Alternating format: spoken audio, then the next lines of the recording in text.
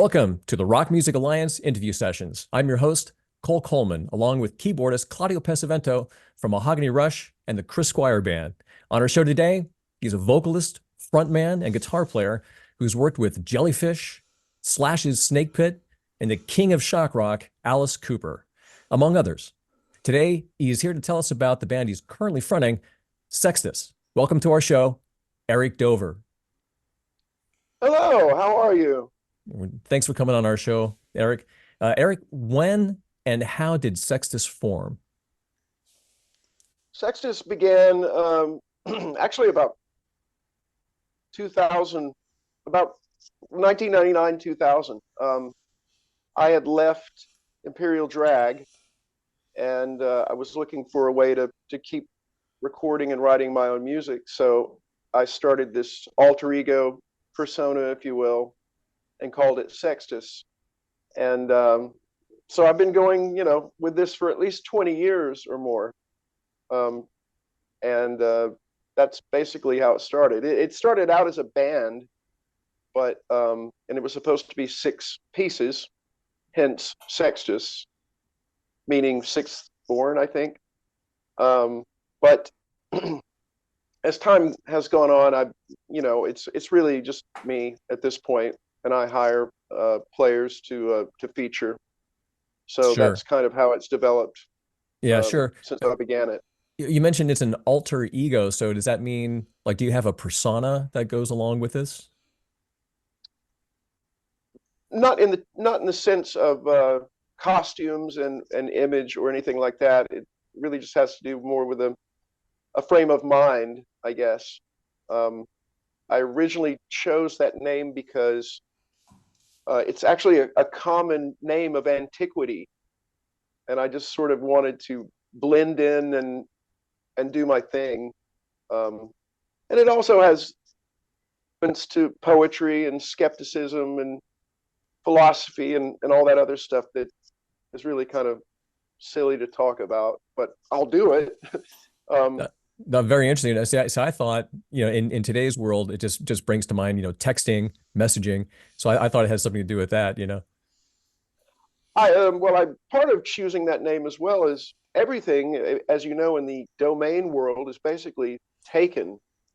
So that name I managed to get a hold of and procure it. I bought it from some guy in South Korea. He was probably going to start some kind of silly sex site or something. I don't know. Sounds like it. Sounds like it. It's a good name. I mean, it's provocative, evocative and provocative, and that's good. And like with band names, as we've all thought about, because we're all musicians here, they eventually, you pick a name and eventually it becomes what you are. So like, bands when they first come out, like one of my favorite bands is The Who, but what a silly name, The Who. It's funny, but as time goes by, I mean, it's like it's The Who.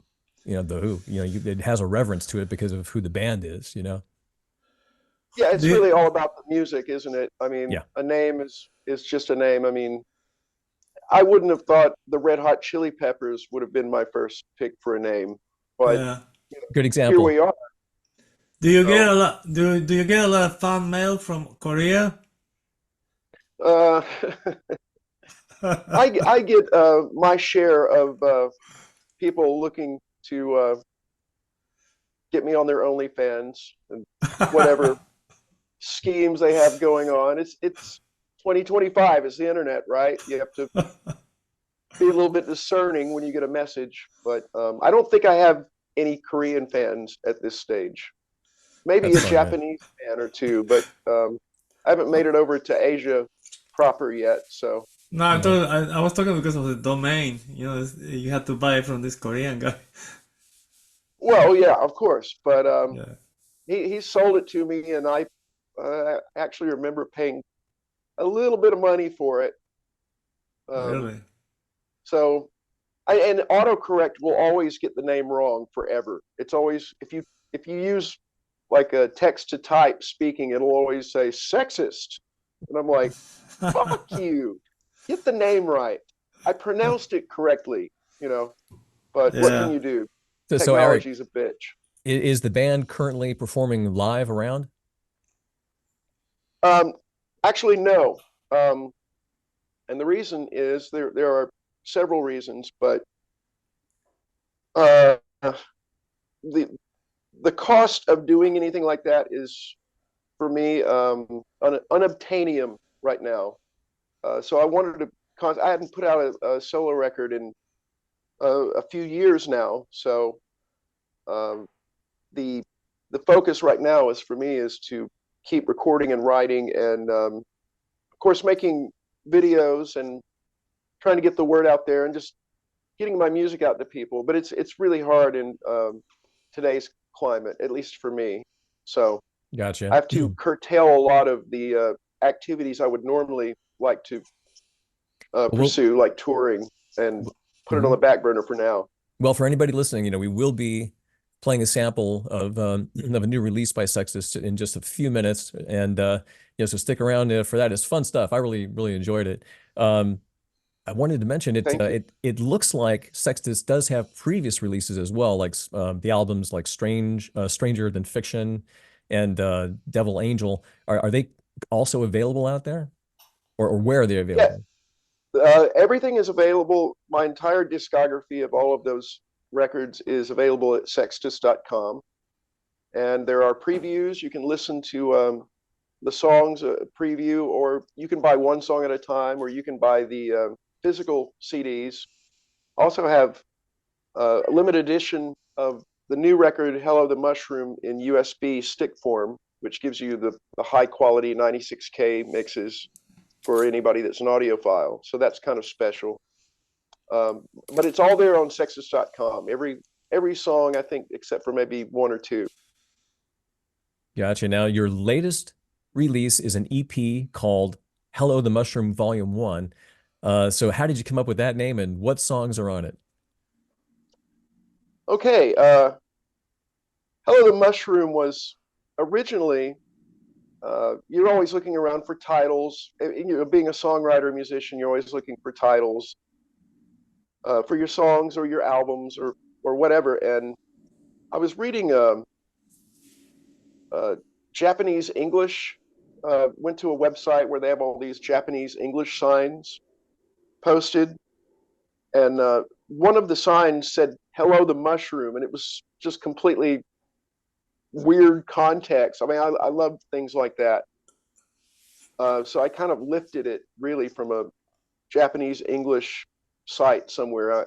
I don't have the original, but I thought, what a weird name, or what a strange title to make a record, and what would that really mean? What would it signify? And I think it turned out to be a good choice for the songs that I released. Yeah, I would agree. It kind of goes with the sound that I'm hearing, the overall sound of the band. I mean, Hello the Mushroom, again, it's kind of evocative of stuff, kind of makes you wonder a little bit, what's this about? What this going to sound like? So that's good. It's a good name. Yeah, I mean it is evocative. I mean, a mushroom could mean many things. You could read something Freudian into it. You could say, oh, that's a mushroom cloud. I tend to look at it, at least with this release, as it's like a mushroom cloud of feelings and music. It's just an assault of whatever it is that I do. So It's like hello, glam. the mushroom it is. It's To the like the Mushroom. glam music, glam rock. Yeah, it seems like there's a little of that flavor in the music, which like I say, it's fun stuff. I got a kick out of it. So yeah, your current single that's out there from Hello the Mushroom Volume 1 is called Lothario. What does that mean? And was there a particular inspiration, for that song? Well, Lothario was a kind of like a fictional Italian character. He's like a Casanova, um, or George Clooney, however you want to put it.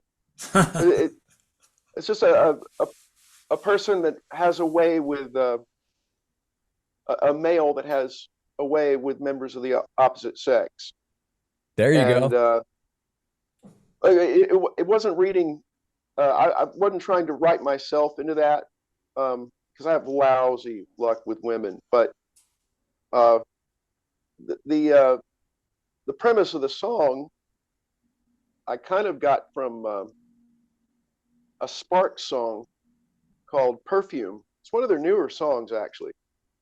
And I was listening to it one day, and it's all about he names off all the different brands of perfumes that these girls wear and stuff. And it got me to thinking, well, why don't I try something like that? And just, you know, what would I write about if I had a litany list of names of girls? And what if I were a Lothario? And what would that mean? And it really, it's a lover, but it's also someone that has an inability to foster an intimate relationship because they fall in love every day. And so I thought it was a bit funny. I mean, I think there probably used to be a little bit of my personality a bit like that, but it's about that inability to foster something real and lasting. And also, I think when I did the video, it has something more to do with we're behind these phones all the time. That makes the whole issue a lot harder. I'm from the generation, I'll admit it, that I like to meet and talk to people face to face. And so all of this is a bit befuddling and confusing to me. And I've made a lot of great friends that I've never met through the years. But yeah, I think I kind of rolled all those concepts together for Lothario. Very interesting. Very interesting. Well, let's take a sample listen, you know. So from the Sextus EP, Hello the Mushroom, Volume 1, here's about a minute and a half of the new single, Lothario, on the Rock Music Alliance. Anya, Tess and Tanya, Candice, Monique, Miranda, Peggy, Violet, Gerda, Gracie, Pamela, and Stacy, Missy, Tasha, Ashley, Wanda, Emma, Chloe, Carla, Taylor, Mary, Mallory, and Connie, Clara, Bella, Misty, Hino, me, Osaki. I want them all, don't stop me. My disc is never floppy, so hit return, and call me Susan, Bonnie, Cassie, Sophie, Maria, Nelly, Christy, Anastasia, Jenna, Gina, Laura,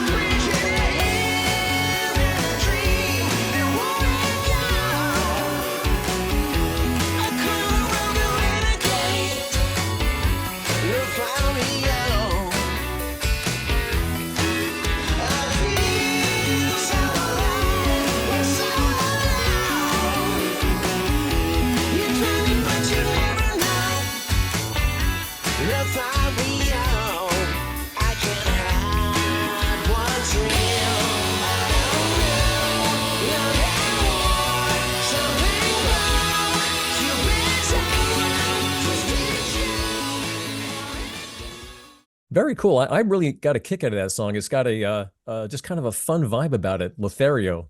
So who are the musicians playing on the album? Roger Joseph Manning Jr. played synthesizer on that one, keyboards, and Joe Travers, who's you know, with the Zappa crew, played drums, and I basically did all the rest. Like I said, since I've in the 20 years I've been doing this project, I've just sort of taken it upon myself to do a lot more of the work. So, and that's I'll hire people, friends or whatever, if I think it's going to add to the music. But in this case, it's just three of us, really. Cool. Eric, Well, you know, Eric is a great guitar player, if you didn't know. Cole. Thank you, oh my yeah, friend. oh yeah, no, I'm well aware. Yeah, no, I'm familiar. I've seen Eric perform. Yeah. Yeah, on that one, I really wanted to go for like a krautrock vibe. So I was all about a Stratocaster tone, and I have a couple here, and you know, bands like Trio or just really biting Stratocaster or Peter Schilling, that song. That tone of that guitar really inspired me on Lothario. It's a fun, interesting combination. Like, you know, it's rock at the same time. It's got there's a humorous element to it. You know, even just like the slightest hint of a psychedelic kind of thing. That would be kind of maybe the glam rock kind of influence, you know, but it's fun and it's good stuff, you know. If you got out live with it, Eric, would it be the same players, or do you think you'd get other guys? I haven't really crossed that bridge. I've had a number of people play through the years on my stuff. Eric Scotus, Jason Harrison Smith, who plays with Albert Lee, Krista Clerk, who now plays with Bruce Dickinson. You know, they've all went on to do really great things. So we just have to see if it ever gets to that point. Sure, I got a feeling it will. I think it will. So Eric, tell us about the making of the video for Lothario. Who came up with the Western theme? Again, that's my imagination trying to run wild. I'm a huge Ennio Morricone fan, a fan of all of those Westerns made during that time. And I just thought, well, I've tried to be a rock star. I've dressed up in glam clothes. Why not try doing a Western? So I had about a week to shoot it, and I did all that myself. So all the rough edges, that's my fault. But and the story for the video really came together super easy. I thought it was just a slam dunk idea to get the message or whatever of the song across, or get the idea of it across. Yeah, and once again, it's you keep watching. It's a funny video. A lot of humor in it. Well, humor is what I really enjoy. I do take what I do very seriously, making music, but I think that inevitably you still have to kind of laugh throughout it all. Maybe even laugh at yourself a little bit. Yeah, absolutely. And as you know, I mean, some genres of music, of rock music, of course, some genres of rock music are very serious, and it's, they want to keep things focused on their playing abilities or the complexities of the songs, things like that. But other rock genres, like I say, it's just a lot of fun. But it's still, like you said, it's still serious. It's serious work. You got to write the songs, got to do all the lyrics, the production. It's a serious thing, but it's just a different genre, Yes, and I think that I've listened to Zappa for so long that humor is already going to be a part of whatever it is I do to some degree. I mean, there's a couple of darker numbers on the EP as well, and there's not really a lot of humor in those. So I try to mix it up and just kind of give an all-around broad view of what's going on, whatever I'm writing about lyrically. Well done. Go ahead, Claudio. No, I just wanted to mention that the first time I saw Eric was in Argentina. He was playing with Slash. He was doing some, I think it was MTV or something, like acoustic set. You remember that? In Argentina? Oh, yes, I do. It's a long time, but... very fond memories of Argentina. I really, what wonderful rock music fans they are. And I think the last time I was there, a guy body tackled me, and I thought he was going to kill me, but he got up and went, "I love you." I went, "Hey, that's a lot of heart right there." So, yeah, great to have fans that'll knock you down. Yeah. I'd had a few drinks, so I didn't feel anything. Well, guys, let's pause here for a word from our sponsor. And when we come back, we're going to ask Eric a little about his early days and things like Slash and that sort of thing, and having a quick appearance in the Brady Bunch movie. Yeah, we'll be right back. Attention guitar players, the Thimble Slide allows you to slide and fret, freeing your slide finger.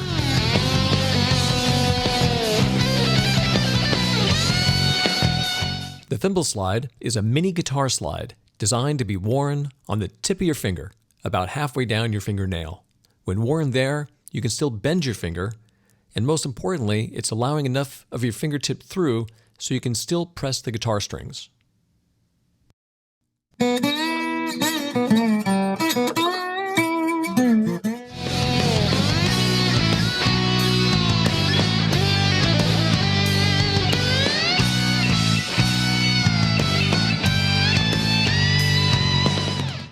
With its patented shape, you can slide and fret while wearing the Thimble Slide. Visit thimblslide.com. That's thimblslide.com. Hey, this is Chris Wise. You're listening to the Rock Music Alliance. We're back with Eric Dover on the Rock Music Alliance. Eric, where were you born and raised, and how did you begin playing guitar? I was born in Alabama in 1967. I'm not afraid to show my age. And I grew up basically around the southeastern part of the United States, Tennessee, Georgia, Arkansas, Alabama, of course. Because my dad had a traveling job. He worked for Pillsbury. Remember the Doughboy? Yeah, and I haven't seen the Doughboy on television lately. I remember him, though. I don't know if he's canceled now or what, but he we would move around every few years, and I'd have to. It was almost like being in a military family. Every few years, you had to pick up stakes, go to a new school, make new friends, get in fights all over again, etc. And then when I was about 11, we lived in Nashville when I was 6, around close to where Johnny Cash, his house, and Chet Atkins. I used to play in Chet Atkins's house before he bought it. It was a deserted antebellum mansion, and it had fallen into disrepair. And we would go there after school and go play and do whatever. He eventually bought it, but a DJ had given my mother an acoustic guitar, one of the local DJs in Nashville, and it sat around for years. And then one day, I saw my brother-in-law playing some Led Zeppelin songs. And I thought, I really want to do that. So I sat around and absorbed what I could. Eventually, I started taking music lessons from an old lady named Corrine Williamson. And she taught me basically how to read music, and kind of cut my teeth on. Her thing was teaching gospel songs and old jazz standards. And I mean, she must have been 83 years old when I was taking lessons from her. But she was a delightful woman and a great piano player. And so that's really basically the beginning of it. After that, I couldn't get enough of it. So it was AC/DC, Nazareth, Van Halen records. Then I discovered, got in high school, discovered the Police, discovered new wave bands, started mixing it all up, listening to flamenco, Carlos Montoya, anywhere that I could find music to absorb and try to learn from was what I was really the most into. Did you get into a cover band scene at all? Were you still in Nashville at that time? I had moved back to Alabama when we were about 8, when I was about 8 years old. So when I was 15, I had a band in high school, and we used to go around and play in Birmingham, which is, you know, the metropolis in Alabama, and playing battles of the bands and playing skating rinks and all that. So from about the time of 15, I was already playing with older musicians and sneaking into clubs and, you know, playing along with them. So, which was really nice of them. I didn't even drink then. So I was as pure as the white driven snow. But yeah, that's how it went. So fast forwarding just a few years, how did the Jellyfish gig come about for you? That was a band that I had with some friends in college. We were called Love Bang, and we had opened for the Producers in Atlanta at a place called Club Masquerade, which I don't know if it's still there anymore. I think it closed down a few years ago. It was really cool music venue. And the bass player, Tim Smith, had just auditioned for Jellyfish, and he got it. So he helped them complete the second record, Spilt Milk. And I found out about the audition that way.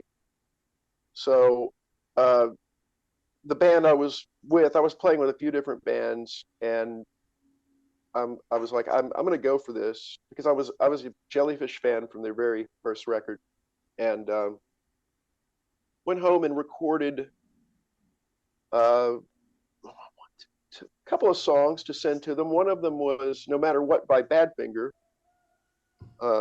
Rest in peace, Joey Mullen, who just passed away, and another original or something, and I sent it to Roger and Andy in Los Angeles. They were mixing the record by that point. And then a few days later, I got a call back from Roger and asked if I wanted to go out and audition. So I went out there and they were really busy. I had very little time with them, but Tim and I were together sharing a room, this hotel off of Hollywood Boulevard near the Chinese Theater. And they came over, they'd been working for 12 hours. And we sat around with an acoustic guitar, and I already had the demo tapes, so I knew that I was supposed to sing, certain parts. But the catch in all of this is about the minute that I got to LA, I got an incredibly horrible case of strep throat. So I had giant lesions on my tonsils sitting here singing with these guys, and fortunately, they saw some kind of quality in my voice that they felt that it might be good to continue with me, and I'm forever grateful for that. Yeah, that must have been really, really rough, to singing with strep throat. Yeah, maybe it was the smog in LA. It was 1993, so it was still kind of smoggy then, but I don't know, or it just could have been nerves. That can happen too, I guess. Combination. Right. Yeah. Because I was scared shitless, as you might imagine. Yeah. Yeah. So how did you guys get to appear in the Brady Bunch movie? That was from a friend of ours named Mark Dansizen. He's played with Little Caesar, a lot of people. He's a fantastic musician. And one of those kind of guys that can do it all as well. And I believe we found out about it from him. And they were shooting at Taft High School over near Woodland Hills there. And we just showed up one morning, and the director looked at us and went, "Okay, you guys will do." And then we went to wardrobe, and it was really that simple. And yeah, I mean, that's my Oscar-worthy moment since I've been in LA. I can't say I've been in any other movies. So yeah, for anybody, for the people listening, I just want to make it clear, we're talking about the Parody movie. The Brady Bunch movie is hilarious. I don't even remember when it came out. Was it mid-90s or late 90s? But man, that was a hilarious movie. And so you guys got to be Davy Jones' band, right? That's right.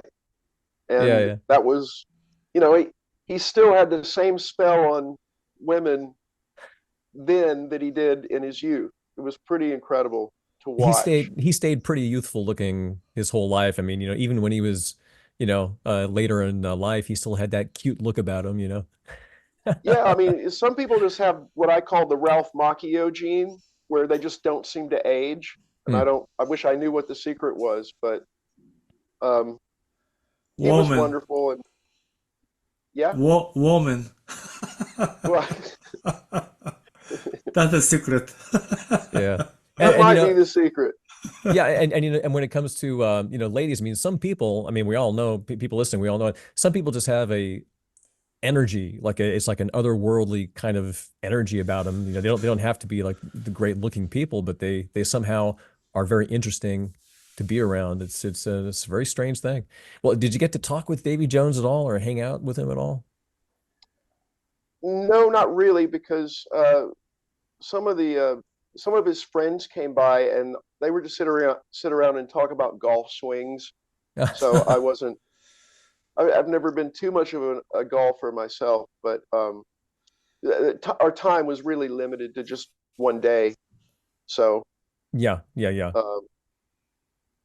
Yeah, when you're on a movie set, I've done quite a bit of background work, as well. When you're on a movie set, there's, they don't want any joking around or whatnot. It's you gotta be, ready to go. Right. Gotcha. And we just sat around in one of the classrooms and waited for them to call us, basically. There's a lot of that too. A lot of waiting on set. Long time Oh waiting. goodness. Yeah. Yeah. Yeah. So we're coming up to the end of the show pretty soon. Got time for just really a couple more questions, but they're big questions. So I wanted to find out also, what was it like working with Slash? Who called who for that gig? Again, my friend Mark Danzeisen had told me that he was looking for a singer. And Roger and I were already recording and preparing songs for what would become the Imperial Drag record. But with Roger's blessing, I was couch surfing. I drove out from Alabama with everything I owned in a '85 Ford Bronco that broke down once I got to New Mexico. So I didn't even have a place to live at the time. And so I was looking for a gig. I didn't have one, even though Roger and I were busy every day. We worked, nonstop on the songs. But I kind of got Roger's blessing to send in an audition, whatever.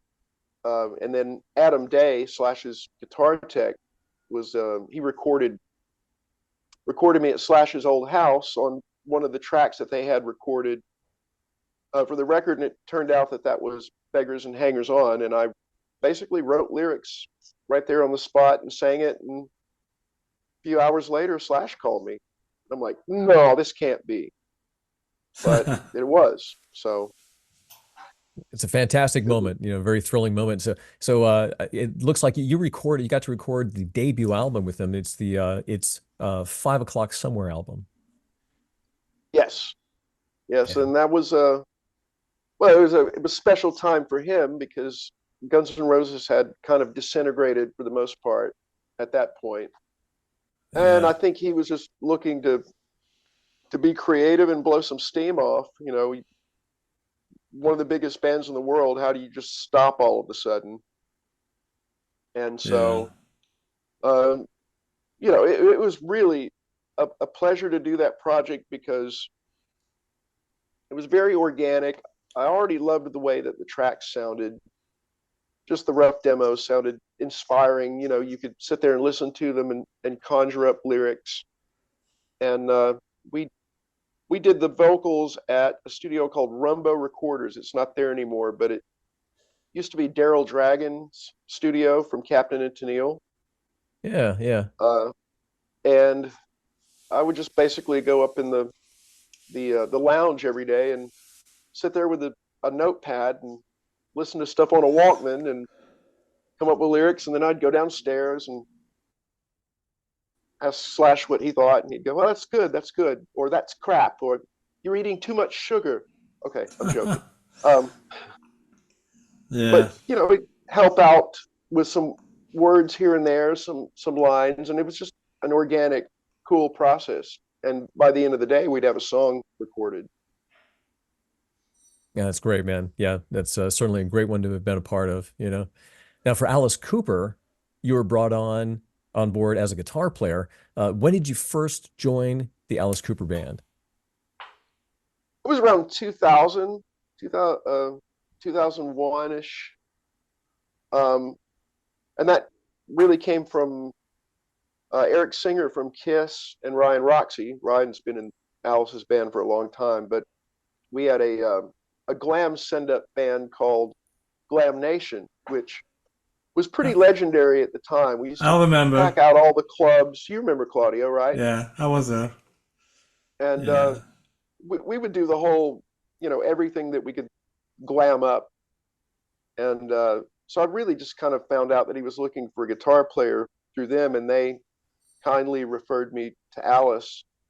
And Alice was familiar because of Glam Nation, so there wasn't any audition per se. It was just like, can you fill in? We got a show in Australia. Can you be on a plane and let's do this? And I was like, hell yeah, I can. Yeah. That's great, man. It's great. Did you get to record on Dragontown? I did some backup vocals. Um, I that record was basically already finished by the time I got in the band, so they were doing backup vocals in, and I did go in to Bob Marlette's studio and do some backups. But the next record, The Eyes of Alice Cooper, I co-wrote with Alice and Ryan Roxy, and so that record is probably more my baby, which is Right. Yeah, in a the lot credits. different than the Marlette sound. It's kind of just more Detroit and raw sounding. Yeah. It looks like you did a lot of recording on there, and that's just what was it like to work and co-write with Alice Cooper? Again, the best machines have the fewest moving parts, in my opinion. With Alice, it's super easy because he gave me all the leeway I needed musically, to do anything I wanted to try, and he just kind of one day showed up with a notebook full of lyrics that he'd written, just different things that he'd written down, and I went through them, and I was like, "Ooh, I like that," and it would inspire me to do something musical based on what his lyric idea was, and we worked really fast on that as well. I mean, it just I wouldn't say it was effortless. It was just that all the components were kind of already in place. We just needed to, uh, focus everything, and that's what the record eventually became. And also, what I'd like to say about that record that I really truly appreciate is it's all live. It's not an overdub record at all. That's the band playing live in a room. Chuck Garrick, Ryan Roxy, Eric Singer, Ted Zigzag, and yeah, it just you can hear that on the record, which I miss. I miss that kind of album.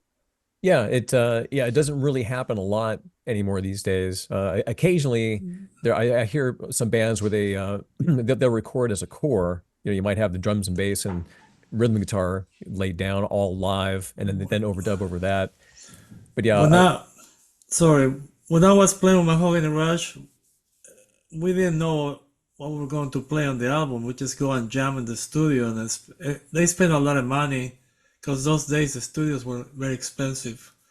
So that's the way it happens. Most of the albums, you just go in the studio yeah, and jam. yeah, It's yeah. wonderful. It's wonderful to be able to do that. And it's strange, I guess culture's changed so much with digital recording.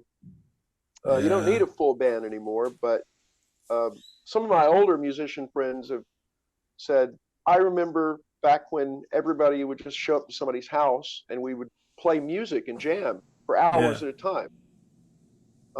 Yeah. And I used to do that when I was in my younger days too. And I do tend to miss that, but life goes on, I guess.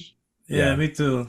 Yeah, every now and again, I'll pop on songs from the 70s or late 60s, and like Doobie Brothers, and it's just amazing. I'll sit and listen to it, and it's a different sound altogether.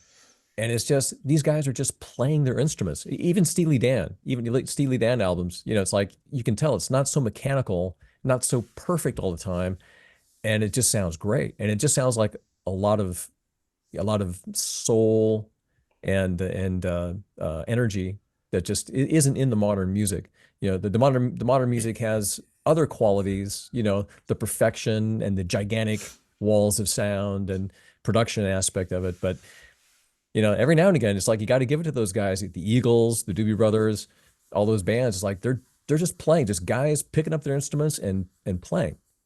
It's amazing. Yeah. It's wonderful. I guess I don't really. I listen to a lot of new music, sometimes, and sometimes I'll find things that I like. But I guess if I did have any complaints, it would be that it's sometimes it just gets a bit too polished for me. Like even my favorite new wave techno synth records, like Soft Cell or Visage or whatever, even with all those synths, it's still organic. And it just kind of seemed to get further and further away from that. Now you can hear Skrillex doing all this crazy drum and bass stuff, and it sounds pretty perfect. But even back in the early days of synthesis, it was still organic to me. Yeah. So what? It was so much fun to see you playing with Eddie Van Halen at his birthday party. Ah, man, tell us about that. Yeah, we're right at the end of the show here, so but you gotta hear about that. Well, that one was for the books. That was probably one of the most unforgettable nights of my life as a professional musician.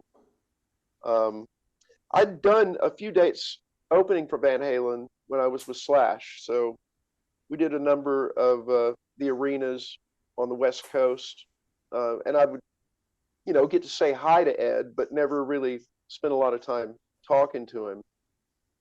So that was probably the most extravagant party I've ever attended. I mean, there were Cirque du Soleil dancers dancing, hanging off of ropes and shit, and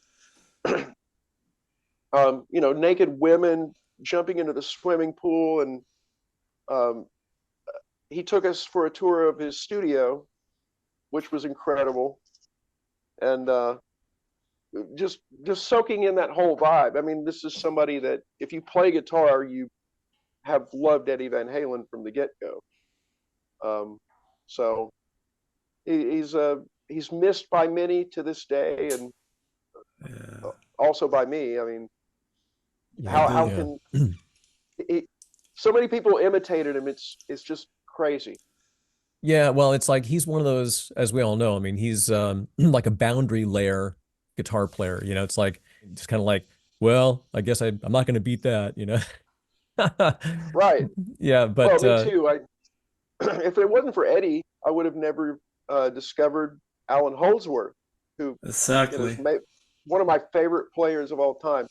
But I do listen to a lot of that kind of stuff just to remind me that I'll never be that good. Right. I like to appreciate the people that can do it, though. Oh yeah, and Eddie, not to take away at all from Eddie, but just sharing knowledge. I mean, Eddie was he was like the door opener. He was the boundary layer guitar player.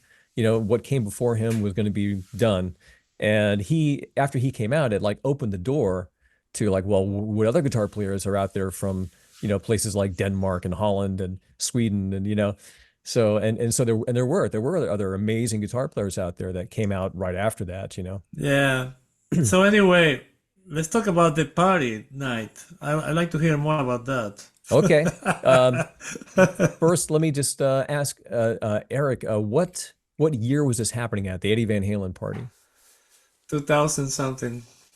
Yeah, it was early 2000s. Yeah, I remember. I don't remember the year exactly, but one funny story that I like to tell people is when he took us on a tour of his studio, everybody's sort of a little quiet because they're intimidated by this god of guitar, right? And he's showing us around, and I look at the drum set, and it was all mic'd up, and here I am trying to make small talk. And I go, that's an interesting drum miking technique that you have on the drums there, Ed. How did you arrive at that? Some kind of question like that. And he goes, a lot of people ask me, how do you do this? And how do you mic this up? And what do you use to get that sound? And I said, how do you spell gear? G. That's what he said. And I'm like, what? But it was so off the cuff and non sequitur that I've never forgot it. But what he meant was, how do you spell gear? Take away the G. All that's left is your ear. There you go. And I thought that was pretty amazing, because I was actually too stupid to comprehend what he was saying at the time. But wow, that's a good one. Cool, man. He was having a lot of fun at that party. He was jumping around. he was having a lot of fun at his birthday party. On Oh, stage with you guys, and it was fun to see you there. It's nothing like hearing his guitar roaring through the canyon, because you could hear it echo too.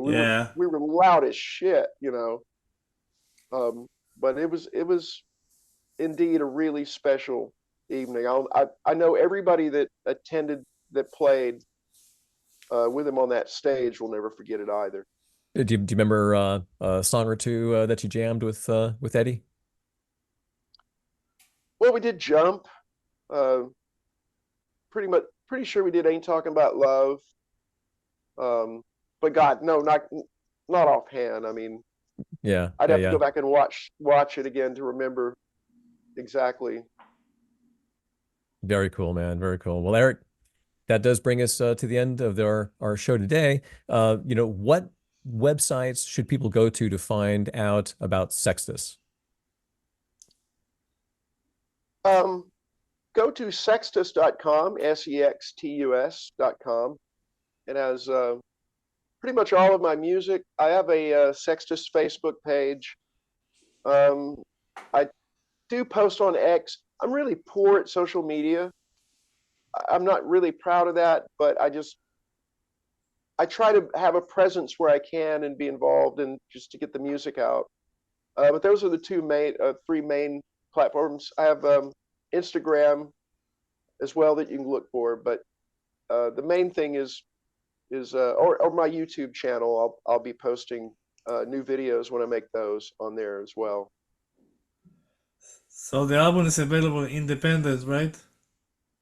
Yes, under my label Drama Pants. I have Lothario on the streaming services at the moment. I'm not sure how I'm going to approach that in the future. Mm-hmm. I've been independent for so long that I don't know how I feel about any of that yet. I'm really kind of slow to change, but nobody makes money from streaming, really, right? No, it's only good. It's only good for people to listen to your music and know what do you do, and they can, spread the word. But that's the way I see it, basically. It just has there's too many diminishing returns from things like they are at the moment. And I'm a big believer in owning physical media and supporting independent artists any way I can, because I am one. So gotcha. Don't give up. Don't give up. I approve this message. Yes. Well, Eric, thanks for being our guest today on the Rock Music Alliance. Take care, Eric. Thank you very much. I'm Cole Coleman, and for Claudio Pesavento, the Rock Music Alliance, and the RMA Awards, thanks for watching and listening. Visit us at rockmusicalliance.com and check out this year's RMA Awards for rock, metal, and progressive rock music.